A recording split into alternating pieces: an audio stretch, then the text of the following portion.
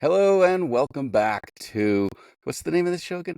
The Fire Break. That's right. I'm Steve Wolf. The Fire Break is sponsored by Team Wildfire, developing new technologies and tactics to minimize the devastating effect of wildfires. I've got with me today Wendy Nystrom, I believe is live from, can I say it, Beverly Hills? Yes, I am from Beverly Hills. What is that like? Well, right now it's raining. It's It's okay. very wet.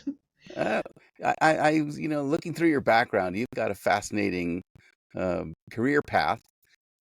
Starting out in science and working in government, working in insurance, and now working in climate risk Yes, and your CAAP project, the climate climate action adaptation, adaptation plan. action adaptation. See, I thought adaptation itself was an action. Sometimes you have to double it up. You have to action, so we better put the emphasis on that so people know, hey, we're not just making a plan, we're doing a plan. So, Exactly. so So tell me about the path that led you to where you are, and, and is where you are where you want to be. Um, Absolutely, and yes to that second one. So, I am a geologist, geochemist by degree. I started playing with rocks and studying rocks when I was a kid. My dad had a rock tumbler. I was fascinated by it. As I got older, I just wanted to know why things happened. Why were there mountains? Why was a river there? Why was a lake there? Why did this, how did it all occur?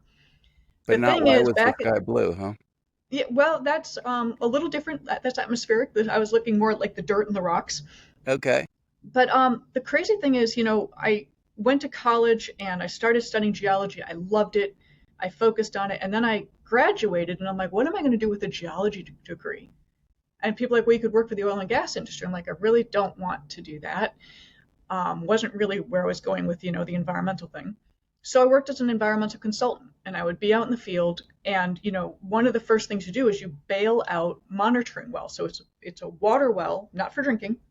You stick a okay, little tube down there, and I would pull out all this oil, and that was in our groundwater. And that kind of hits you right. hard when you see it firsthand how contaminated and how polluted things are. And this was in Massachusetts, and so I was doing test pitting and tank pulls and hard hat, steel-toed boots, the whole works. And enough winters went by of standing behind a drill rig getting sleeted and rained on that I realized I wanted an indoor job. Okay. And my first transition into insurance was I worked for the state of Massachusetts underground storage Uh-huh. tank program, and it worked like an insurance policy. Someone pulls out a tank, there's contamination, you send in your receipts. Naturally, being a government entity, they made it incredibly difficult to actually get your money back. Of course. And yeah, oh yeah, it was amazing. And then that kind of led me to working in the insurance industry in New York. And I was one of the few people that was a true scientist in that field. Most people were attorneys, and contamination and pollution and the language and the jargon was completely Yep. foreign to them. And there's a funny story of one of the analysts. This is going back 20 plus years, but one of the analysts, an attorney, very very bright, gave a presentation on Hebe metals. On And what? everyone's like, what's a Hebe metal? Yeah. This is an hour-long presentation on Hebe metals. Well, this Hebe metal. person had Spell hit that. the, well, they hit the B, not the V, and they Yeah. meant to Okay. do a presentation on heavy metals, Yeah. but had Well, no idea there was no such thing as a Hebe metal. and is there now? So, pardon me? Is there now? Yeah, well, that's when they realized that we need to start hiring some scientists who actually understand the technology behind this, not Yes. just, what a claim does, what an insurance policy says. Right. So some of us scientists were hired, and we didn't know the first thing about law. So we had a nice little marriage of these two, knowledge bases. Okay. And you learn a lot. I started in claims and I went to underwriting. And 20 years in that field is a lot. Insurance is a tough industry. And I think it was around 2018, I finally said, I've kind of had enough of the insurance world. I'm done. Yeah. And I realized, what am I going to do with myself? This is all I've known. This is all I've done. And I studied at UCLA. I re-enrolled in school, and I did their sustainability program, where I realized, had this type of degree existed when I was a kid, I would have absolutely done it 100%. So I did the certificate program. COVID hits, Right. everything shuts down. And that's when I started my own podcast, Environmental Social Justice, where one of the things I realized being a scientist is we have our own language, and our own jargon, yet we're expecting the general public to understand what we're saying and get on board with us. But we're not talking with people, we're talking at them, we're talking over them. Right. And We're not talking their language. We're not talking in a we're way that not keeping it motivates simple. change. Yeah, People we don't got to keep change it from, simple. right. And, with respect to wildfire, every single paper I wrote at UCLA had to do with insurance and wildfire, because that is what is affecting the insurance industry right now is all of the wildfires we were having and the fact the risk is so high. So that was sort of my platform that I stood on when I was doing all of this. Fascinating. Yeah, So, so the risk is high broadly, but the risk might not be high, block by block or neighborhood by neighborhood.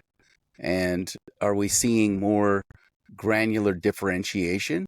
Because when a company says, we're pulling out of California, we're not, because of wildfire, are they not leaving money on the table because there's certain neighborhoods that are really not at all at risk, certain homes that are, very, very low risk, and others that are very high?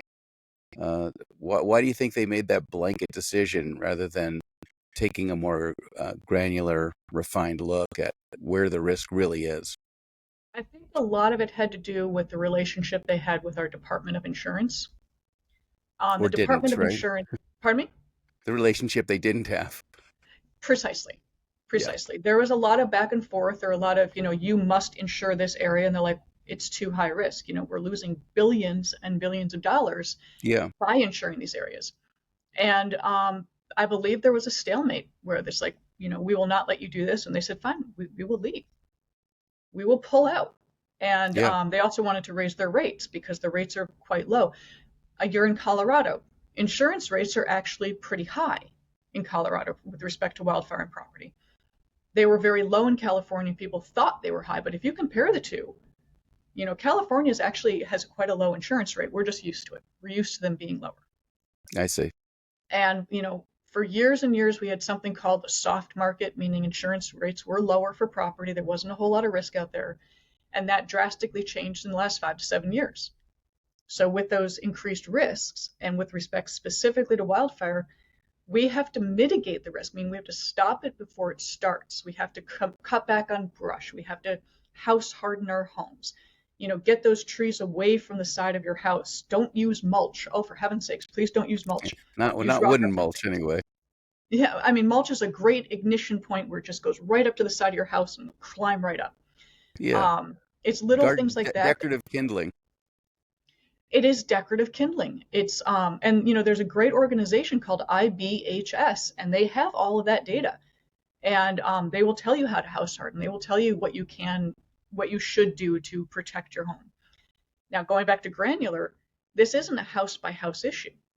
This has to be a community-wide effort because a wildfire isn't going to come through and say, "Oh, look, this one house did the right thing. We're going to jump it." It's still Right. going to blow right through. Right. What happened on So Maui was a very unusual situation with that one house, and a lot of it had to do with the fact it was on the water. But when you're in, deep forest, in a wildfire prone area, it's just going to go through and take everything. yeah, right. I watched the Marshall Fire from my window here, which Yeah, was essentially a wildfire where the homes were the trees, and it just yeah. propagated house to house. Right. So, when And we think those about, embers go right into the roof, into the vents in the roof, and that's primarily what happened is those flying embers that come through with wildfires. That's the propagation. yeah, flying matches, right? Yeah, it's horrifying to watch these things. And IBHS has videos of where they recreate these situations of wildfires or house fires, and you get to Yeah. see how those embers fly, and it's mesmerizing. Yeah. I like the ember casting machine they built. Yes, Yeah. Right. That thing was very cool. it's Um, very and terrifying at the same time. But yeah, right. Well, you said the insurance companies lose, billions of dollars in these Yeah. losses. Why don't the insurance companies then not underwrite or provide technology to the fire departments so that they could get those fires out faster and reduce their losses? Well, Like I think that is actually. why are those entities so separate that the Well, I people think they're who now have the getting loss can't closer together. control it? What's Yeah, that? It's improving. I mean, in the past, the whole job was, is it a good risk? Is it a bad risk? Cover it or don't cover it. Companies like IBHS do work with insurance carriers. There are many other new technologies coming out that these people are coming up with their data or satellite imagery or GIS, and they are working directly with insurance companies of this is how we can find out where the good areas are, where the bad areas are, that granular data, Yep. and then trying to go back and work with those insurance commissioners, because every state Okay. has a commissioner where it's appointed or voted for, and they try to work with them. And personally, I think the federal level needs to get more involved, because each state is going to have their wants and needs, and they make promises to people, and they kind of have their own agendas. If we get that federal level insurance agency involved that oversees everybody and really takes a proactive stance, that's, in my personal opinion, what really needs to happen to kind of gather these people together and just have one momentum going forward, which is to get the insurance carriers comfortable again, which means mitigating the risk, which each community and state has to do. There is funding. While there are wildfire funds from the utility companies that have caused some of these fires, they have paid into these funds. So those are funds you can use to mitigate that risk. And then there's something called a captive insurance policy with parametric triggers, which people now call parametric insurance, that is actually a very viable resource if insurance companies, right now they don't want any part of it. If you get a captive involved, it's run by your state, run by your community, maybe the insurance carrier could sit excess of that. And as that risk gets smaller, as you mitigate that risk and make it smaller, they could slowly drop down and come back into the marketplace. It's just a Very matter of getting interesting. someone to do it. Yeah, right. So it seems that a lot of the mitigation efforts that are, advanced by municipalities are really more focused on disaster response preparedness, right? Yeah. Wildfire response preparedness, much more than pre-mitigation, remediation, risk reduction.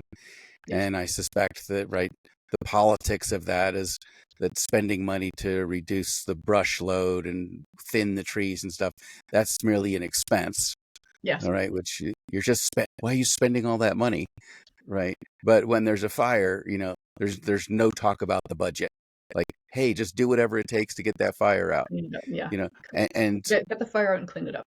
yeah, right. So if you bring the forces and put the fire out and save some homes, you're a hero. But if you spend money on the pre-mitigation, you're wasting the tax dollars. And that's the Not really, mentality right? that, But it could, in the eyes of the voters, yeah. uh, that's, I think, how it looks. And so politicians, they have to think about the 4-year term, not the seventh generation. They need to start changing the narrative Yeah, to be preparedness, yes, have the wildfire response, of course, but it's so much cheaper to stop yeah, something before it starts than to clean it up afterwards. And another right, thing we really have to think about is our first responders. That is, mentally speaking, that is a heavy toll when a first responder goes out to respond to a fire, because I've spoken to many firefighters, and there are people out there saying, why didn't you save my house? They said, well, it was impossible. We would have been killed. It's like, I don't care. I need my stuff. Someone actually said, you should have died to save my house. And wow. that takes a Talk about toll on entitlement, someone. huh? It takes a toll on someone's well-being to think, so this complete stranger, yes, I'm a firefighter. Yes, this is the pledge I took. It's always people first, property, then environment. And they want to save humans. They want to save people. And they're not going to sacrifice their life for your stuff. Right. And There's a book out, right? I can't save you, and I don't want to die trying. well, I mean, they want to save the people, just not necessarily their Yeah, property, their stuff, because that can be replaced. And absolutely. that's another thing people don't realize is, most people are underinsured. So let's say your house is worth $1 million and you get the policy for $1 million. The replacement of that house will probably be 3, because there's a 3. lot more that goes into it than just rebuilding it. There's always a jack up in the cost of your contractors, the cost of materials, everything right after fire. And there's a great organization called After the Fire, and they Yes. work with people. Jennifer. I'm sure you're aware of them. They're fabulous. Yeah. They work with people on that, recovery and reimagining your future. They're also focusing on mitigation as well. But the best thing that these guys are doing, that I applaud Jennifer Gray Thompson for doing this, if you lost your home to a wildfire that was caused by a utility company, and they said, "Hey, we're sorry, we burned down your house. Here's $1 million," the federal government would tax that as income. Unbelievable. Which, I worked in insurance for 20 years. I said, no, that doesn't happen. That's not possible as a settlement. Apparently, in that particular situation, it was taxable as income, which I found to be ridiculous because you just lost literally everything. So when people have a Right. wildfire, many times you are running out with the clothes on your back. Maybe you thought to grab your phone, but you are bolting. So Yep. you literally have nothing. You probably waited 2-3 years to get your settlement, and it got taxed. So have they And fixed that? Are they working on that? they recently passed one, I forget which federal stage, but it passed one. I think it has to go to another stage now. But it's gaining momentum, it's getting attention, and quite honestly, I can't believe it was ever put on the books to begin with. I would love to know who proposed that as a good idea, because I'd be interested to know who that was. They're probably still in office. Too many of them. Too So many. yeah. So I like that I like that you're thinking about adaptation rather than confrontation, Yeah. because we are not going to stop wildfires any more than we're going to stop tidal movement or plate tectonics, earthquakes, any of these Exactly. things. Right? We have to learn to live with them. Yeah. So locally in the Beverly Hills area, how are you helping people to adapt to a new It's climate? hard. That's a hard one. So Beverly Hills is a very small community. I think we're only about like 4 or 6 square miles. But in the hills, like when I'm in the flats, I'm in the more commercialized area, the multifamily housing. So we don't really have much of an issue with wildfire because we're a little out of concrete. But you go into those hills as you're heading over into the valley, and those guys can't get insurance. And I help where I can. I will offer, hop on a call if people want to talk to me. But primarily they're saying, well, just find it. Just find the coverage. I'm like, well, we do have something called the FAIR Plan. The FAIR Plan was originally designed for people mostly in inner cities who were denied insurance, basically racism. So it was the insurance of last resort. The FAIR Plan, and it's not a great program. Most people call it, it's everything but fair. But it's now being used as their wildfire fund. So the majority of properties covered under the FAIR Plan are now high-risk wildfire properties.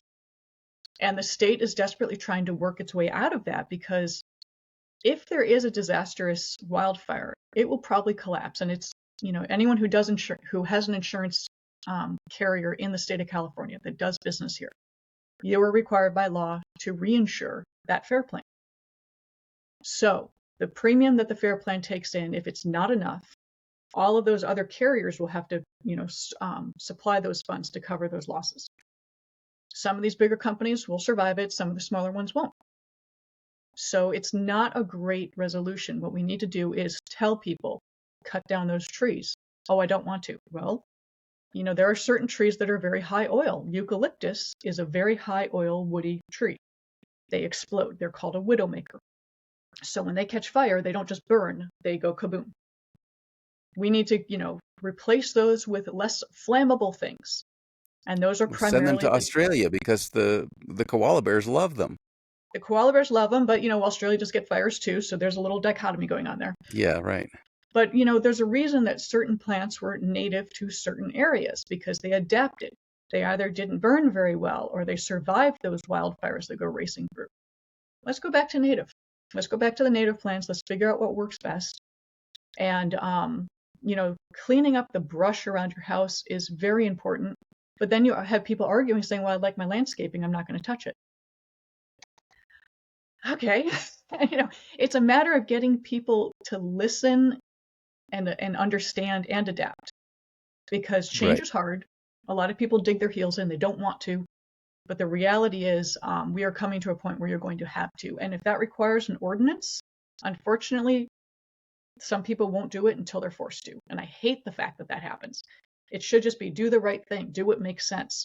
but some people won't regardless. It really is frustrating, that aspect. Yeah, and I think if you live in an if your home is very isolated and you don't Yeah, want to do the things to mitigate, well, you lose your house. But if your home is not isolated, then the combustion of your house affects your neighbor's house, exactly. because then your house becomes the ember caster that lights the rest of the neighborhood on fire. I am so glad you said that. I am not going to name names, but um, there was a plan for the city to remove some eucalyptus trees because they were deemed high fire risk. And someone very important got involved and said, "You're not touching the trees," and filed a lawsuit. So everything came to a screeching halt.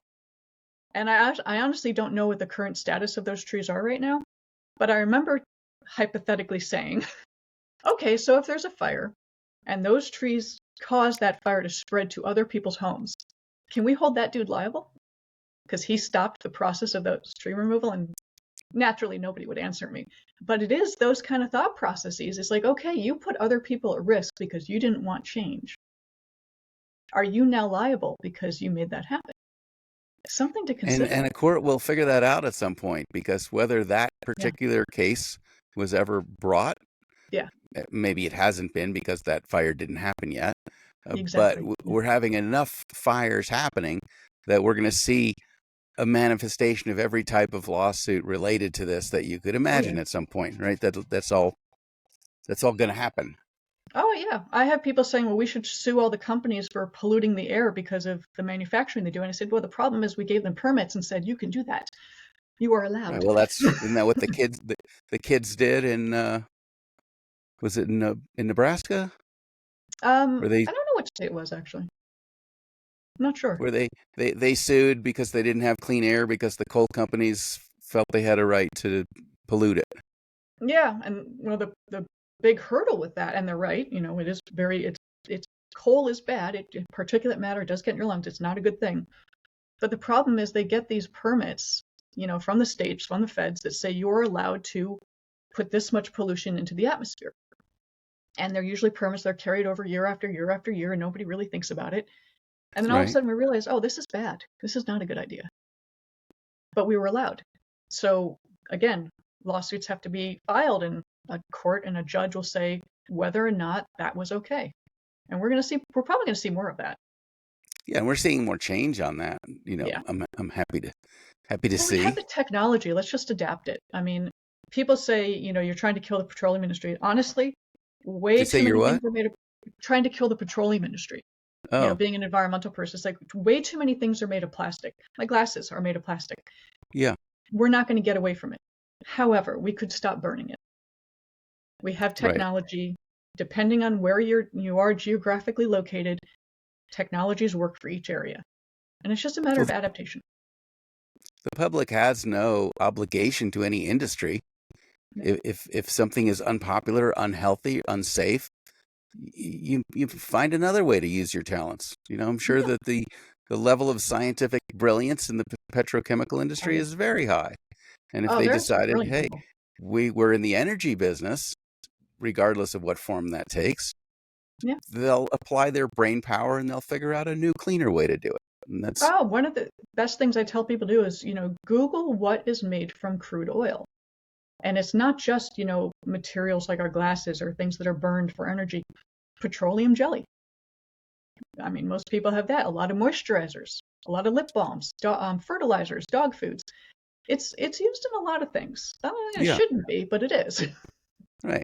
And in many of those, don't pollute the environment the way automobiles do, Yeah, or yeah. other, I mean, we have burning alternatives. uses. Yeah, Right. and So depending on what works best for you and your situation, use it. I mean, it's not going to be a one size fits all. That's why I always talk about energy of diversification. We got to understand and give all forms of energy, except burning petroleum, all forms of energy a fair chance. Give it a look. Does solar panel work in my area that's always overcast and cloudy? Probably not. But not how as about wind? efficiently. Right. Yeah, not as I mean, it's getting better. Solar panels are getting way better, which is awesome. But Sure. maybe you're in a geothermal area. Maybe you're in an area that wind turbines would work. Maybe hydrogen's for you.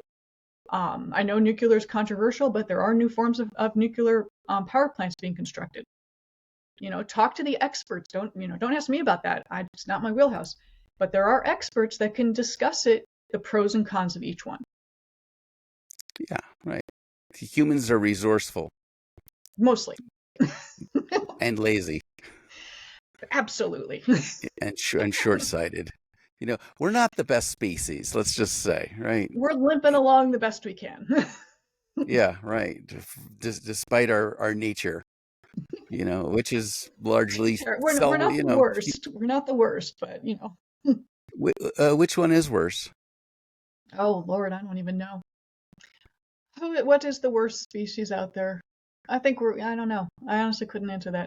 We're pretty awful, but I'm hoping we're not the worst out there. Yeah, I mean, I'm not aware of a species that contributes as rapidly to its own decline as humans. Very true. Now we're getting philosophical. Well, there's a place for that too, because your philosophies, impact your choices, and your choices impact the planet. So I think, without a doubt. I right, mean, when we talk about, if we talk about how we are affecting the planet and things we're doing, I really wish that certain funds would not go to personal spaceships for 15 seconds and perhaps be used for better uses. Right. That's just me, though. It's not just you, Wendy. It's a lot of people who think that of all of the limited resources available to us, that we could be more thoughtful about how we apply them. Especially when it's a massive amount of carbon being pumped into the atmosphere for those couple minutes in spaces. Was this the best use of our time? I'm not sure. Yeah. Maybe not. But I'd say if it's your money and that's what you want to do, fine. But just like, your right to swing your arm ends at the tip of my nose, your right to go enjoy a space vacation,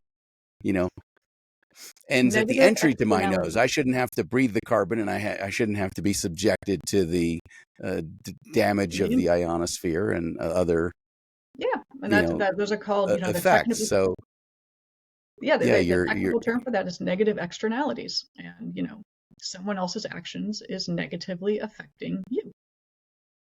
We need to think more carefully about that. What am I doing on a daily basis that might harm someone else? so it sounds like you're both in California and not at the same time. You're in California in the sense that we think of that as a very progressive, eco-oriented, ESG focused state.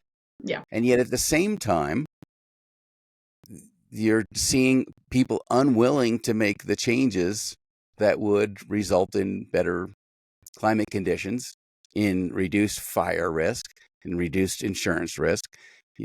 I'm all in favor of, all of the things that make the world safer and better, but don't take my trees.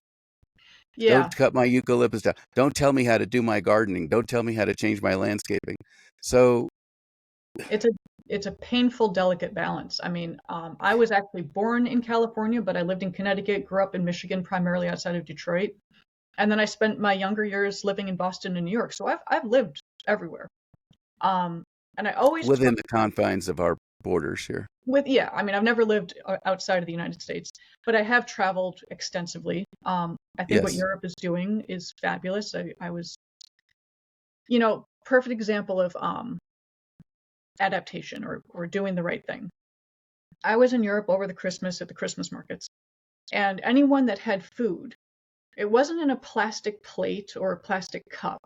It was actually a real plate with a real fork, ceramic mug, and you put down like a €1 or €5 deposit. When you were done, you returned it, you got your money back. Yeah. Dishes were washed. We do everything with plastic and styrofoam because people don't want to be bothered with having to bring it back. And it's that mindset of getting people acclimated to it's a tiny step. It really is a next to nothing step to just do that one little thing to keep plastic, out of our landfills, to just use something like a plate that's reusable. One market had a little wafer, like, a sugar wafer that you would eat as a kid. This Yeah. was an unflavored wafer. The potatoes were put on top like French fries or whatever I was eating. And you just ate it. And then if you wanted to eat the wafer, you could. It tasted like nothing. Yes, I tried it. Or you throw it away. I mean, it's biodegradable. It's just a thin little, and that was your plate. So it's these small changes that we need to, one, look outside of our own walls at what other countries are doing, what other people are doing that may make sense for us, because we can definitely learn from others. And maybe our newfangled ways don't make sense. Maybe we have to look back 100 years. How were things done 100 years ago? That may be actually the better answer. So we always have to keep open. We always have to keep, I try to keep as neutral as possible and give everybody a fair say in what we should or should not do. And then we can evaluate what makes the most sense. Yeah, we didn't have the energy requirements 100 years ago that we have now, Yeah. and the ones that we did, we met them, largely with coal. So Yeah. yeah, right. There was the good and the bad of the old days, Yeah. And and in the future, I'm not sure that energy needs are increasing drastically. Right, yeah, our lighting is far more efficient than it used to be. very. We're We're just plugging moving, in a lot more stuff than we used to, though. moving. Right, I'm sorry. We're plugging in a lot more things than we used to. Like Yes. we have a lot more stuff. Yeah, we do. Right. And there is something to be Right. said for just going outside and taking a walk sometimes. You know, we've kind of lost our touch with nature. I know that forest bathing is a thing coming back where people actually will go into nature and just sit for a few hours. That is Yeah. extremely therapeutic. I highly recommend doing that because I think we've lost touch with our connection with the world around us. Yes. Right. It's just the way, when we humanize people, it's harder to do bad things to them. When we Exactly. spend more time acclimating in nature, we have to be more sympathetic to our impact on it. Absolutely could not have Yeah, said it but better but if myself. you just live in a city and you barely ever saw a tree, And you're the in your tree was walls. something that Yeah, lives in the park, then you're not really thinking about our impact on nature or exactly. nature's impact on us. And if you lived in New York City, you never thought about wildfires until Never. Canada started exporting their smoke. And oh, my friends called me, and I'm like, I know. Right. It's not until it Yeah. happens to you. And they said, oh, it's so smoky. I'm like, uh-huh. That's what Yeah. wildfires do. Welcome to the party, Yeah. pal. Jump on in. Right. Yep. So you spoke several times about personal mitigation efforts that one can take around, your Yeah, house, right? You're clear all the flammables in the first 5 feet or meter and a half if you're in Europe, which is exactly. uh, right, and reducing the types of flammable vegetation that you have and pushing the landscaping back a little bit. Um, so, and I was surprised because you work with projects at a pretty large scale. Cities, insurance companies, like Yeah. big ESG stuff, um, and yet you come back to the efforts that can be made by the individual, which would lead me to believe that you believe that the individual choices that we make are things that we have more control over and ultimately more impactful than large scale policy decisions. I think it's a Uh, mix of be, both. Um, I think okay. I think individual efforts, every little bit helps. Yep. Individual efforts will grow into something monumental and huge. Simultaneously, I do think that cities and counties do need to get a little more involved. Yep. Um, when I told you at UCLA, when I wrote papers on wildfire insurance, one of the things I proposed was the local fire stations help communities with clearing brush, especially people who can't afford it, who can't afford to hire a gardener, clear all this stuff out. Let's say someone living alone and it's just simply not in their budget. Have a Yeah. community come together and do a cleanup. Help Right. people. And I'm not sure That that it has to be done. I'm not yeah, sure that it has to fall under the fire department because or nobody any became a firefighter because they want to be a gardener, right? no, Or but they do monitor brush. They do. yes. I mean, in cities, they will drive around and say, okay, here's an area that is very overgrown and a lot of dry vegetation is here, and they'll usually contact that homeowner and say, hey, you need to clean this up. Right. And do you Simultaneously, need help? And here's do an you need agency that could help you. exactly, and then that's their involvement is they can help that person figure it out. But I actually do know some firefighters who are incredibly kind and generous, and in their off time will be like, I'm just going to help the neighbor clean up. She's a little old lady. Well, they're I'm like, that's awesome. You're a wonderful good-hearted human being. people. Yeah. I mean, that's the connection. I said, the more that you know your neighbors and know the people around you, the more you're willing to help them. And, Yeah. again, getting outside of your four walls and, seeing the world. So tell me about this path paved with good intentions. Um, you said more municipal governments should get involved, right? More counties should get involved. Yeah. Does that bring the possibility that, well-intended people will come together and make the wrong laws, support the wrong decisions, do the things that actually in the long run end up harming because they want to organically develop their own program Mm. rather than looking to what the best practices are internationally?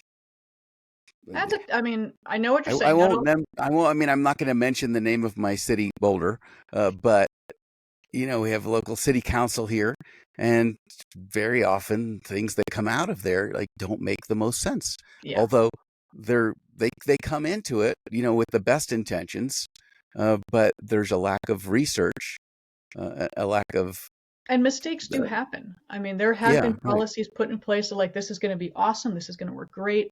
20 years down the road, this was the worst thing we could have ever put together. right. That But does someone's happen. already made those mistakes, and so we have to have an availability. Here's the mistake playbook to Yeah. avoid. Well, that's Here's why I the said we things need that a federal that work. level, like a federal level Department of Insurance involvement with these things, because they don't have it, they're not supposed to have their own agenda. So as I said, each state is going to have their promises that they make to people and things that they want to push their own agendas, whatever. If we had just one federal level agency, and there is a federal level insurance commission, and it does exist, but if they were a little more active and a little more proactive and said, hey, these are the things we need to do, and we're now going to watch all of you 50 states plus territories to actually make sure that these things happen, especially if you are in a wildfire prone area, a flood prone area, storm surge prone area. Just because it's not just about insurance companies, these are people's homes, these are people's lives. A lot of Right. times, ancestral homes where people have lived generation after generation after generation, and it's no longer viable for them to be there. That's a problem. I mean, nobody wants to be displaced, but that is what we're seeing.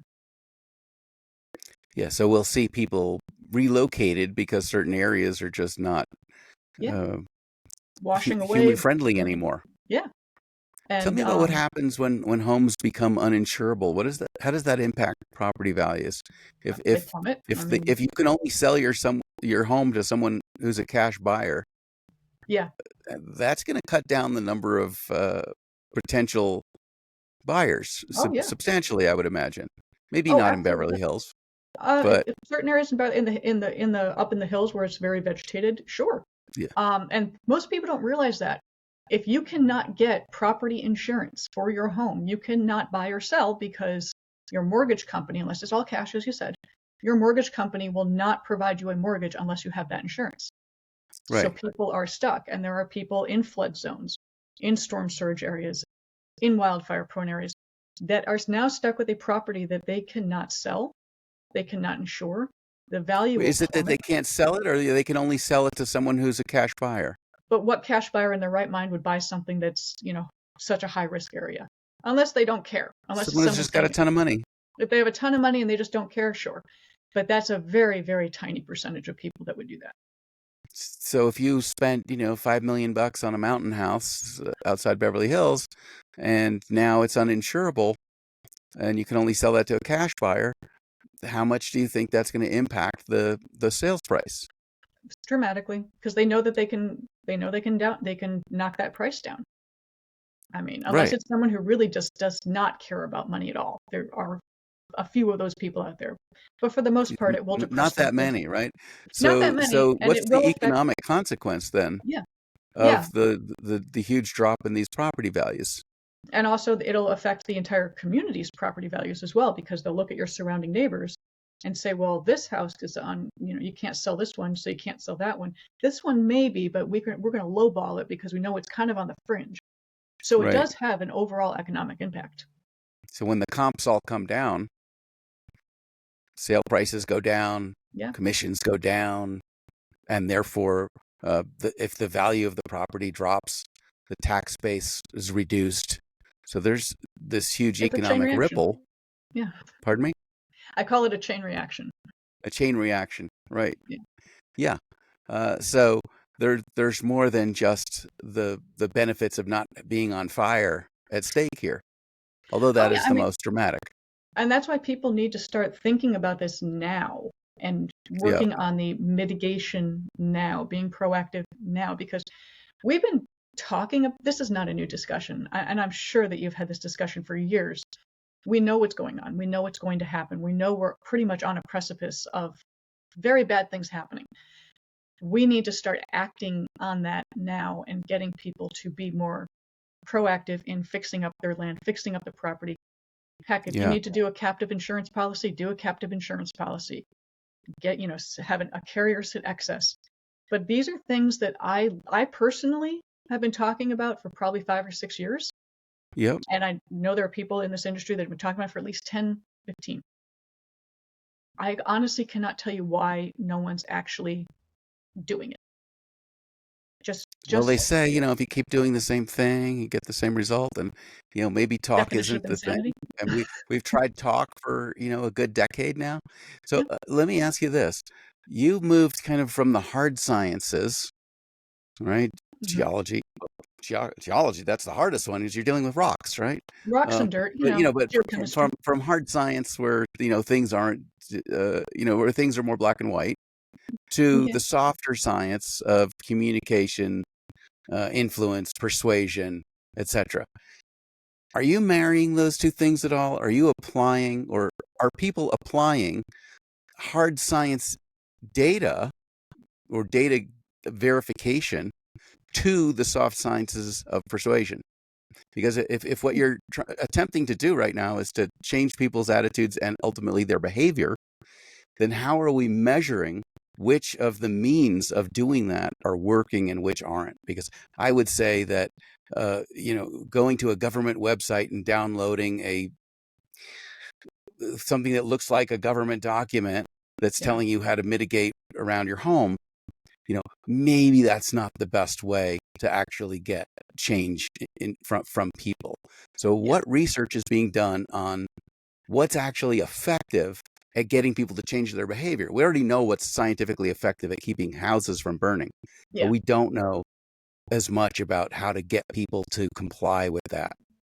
That's Where's the research on that? Because it's I the think we're data. spending a lot of time Yeah. on methodology that doesn't do anything. Collecting that kind of data. So going back to your first thing about marrying hard science and communication and outreach, I wouldn't be able to talk about any of this if I hadn't spent most of my life working in the hard sciences, Yes. understanding it firsthand. And one of my personal frustrations, especially in the environmental world, is once sustainability kind of got really popular and people were jumping into the ESG space, we were dealing with people who had no idea or no background in the sciences, but were Hmm. getting the highest platforms to talk about it and really honestly screwing it up, which is why we got hit with greenwashing so hard. I don't think they Yep. intended to greenwash. I just don't think they knew what they were actually talking about. You're And generous. pardon me? You're generous. I am being generous, yes. I try to think the best of people, I really do. But I did talk to some of these people personally on my own podcast, and they knew all the bullet points, they knew all the words, the jargon, Yeah. but when I started to drill down, there was no knowledge, they just didn't know what the heck they were talking about. So that needed to change. It still needs to, I mean, we've got this backlash in ESG, so hopefully we're kind of finding that middle ground again. But then going forward with getting people to adapt and understand in that data, the data is the hardest part because most people, let's say they do a town hall, let's say they do door-to-door surveys, um, remote sensing, satellite imagery. That's all going to be a lot of generalizations. You're going to look at a large swath of things and then make averages or educated guesses, hypotheses. The company I'm now with, Navigating Gray, is actually launching a platform to start collecting that granular data within a community by using people in the community that want to actually see that good. So stay Okay. tuned for that. It's not out yet. But that type of data is what is desperately needed in every facet of sustainability. I don't care if it's solar panels. I don't care if it's what kind of energy efficient utilities you have, wildfire, storm, whatever. We need to get that granular community level by zip code data to see what's actually happening, see if it's being implemented. And Yeah. it's a huge challenge. We know it's hard. We knew it was going to be hard when we started developing it, but that's what we need to start doing so we can hold people accountable. Are you doing what you're saying you're going to do? And until we have that, nothing will change. So people respond, I guess, to financial incentives, positive and negative, right? Yeah. You could pay people to mitigate their property. You could reimburse them. You could lower their premiums if they did it, Yep. and you could penalize them if they don't do it. And if your house catches fire and that causes, that's the proximate cause of the neighbor's house burning down, Yeah. and you have a legal liability as a result of that, you're probably more motivated to go clean up your backyard. Yeah. That is very true. And That's that a may sticky be situation, though. yeah, but that may be more that might get more results Yeah. than, here's a pamphlet about how to, right? Yes. So when I said hard science to soft science, I meant how to apply the analytical tools of hard science to the softer sciences of communication in order to make sure that we're expending our communication resources in the way that produces the best results. Personally, I don't like forcing people to do things. I never like that. I like Yeah, the incentive side.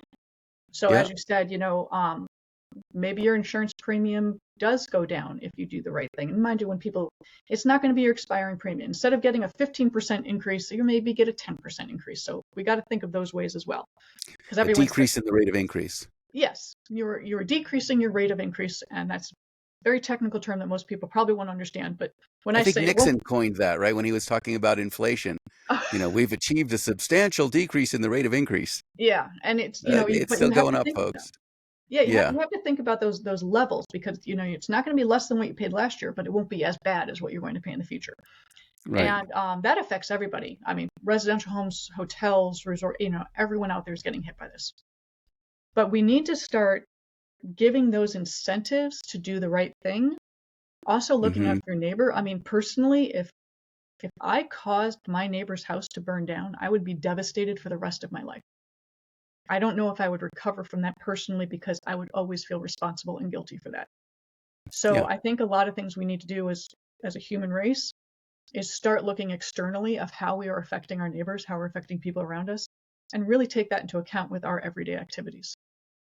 Well, there's a landmark case developing here in Boulder where an irresponsible homeowner, left an unattended fire.